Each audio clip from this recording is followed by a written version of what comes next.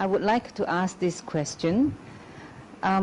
Is there anywhere you find extraordinary teaching in Buddhism that you cannot find in any other religions? Thank you.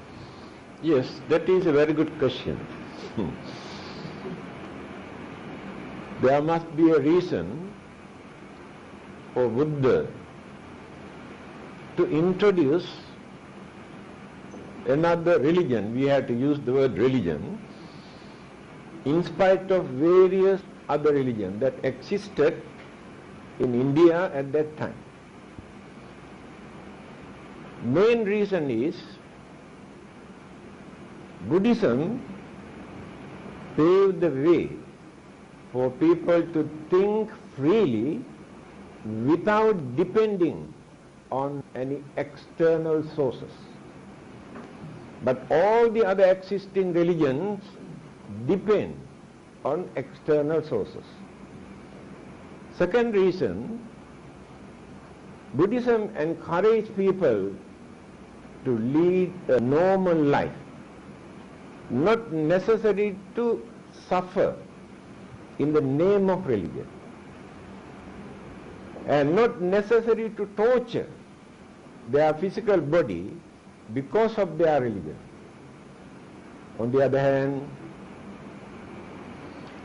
give due respect to human intelligence,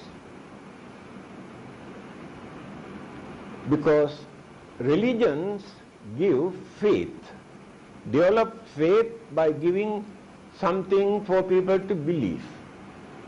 Buddhism never does that. Buddhism never gives anything for people to believe. Buddhism encourages for people to open their mind to see, think unbiasedly. Then instead of developing faith or belief, they gain confidence and understanding.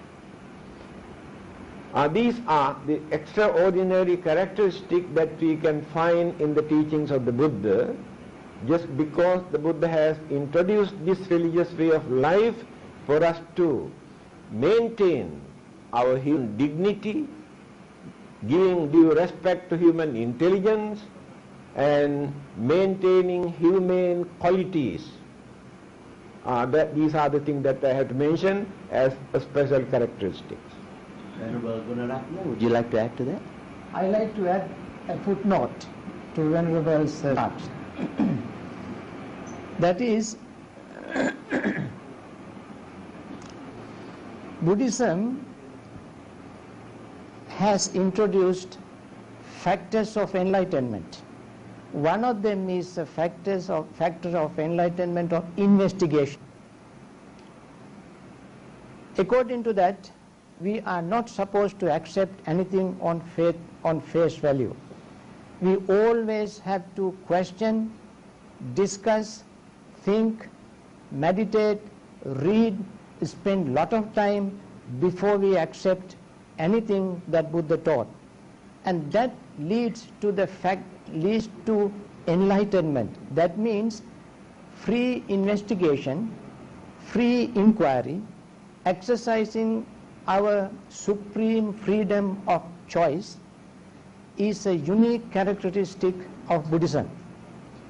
In fact, Buddha himself has said, just like when you take a piece of gold, you have to burn it, put it on an anvil and hammer, cut it, test, run all the necessary and sufficient tests that you can puff, and then finally, if the piece of gold stands all these tests, then you accept it as a gold, as a piece of gold.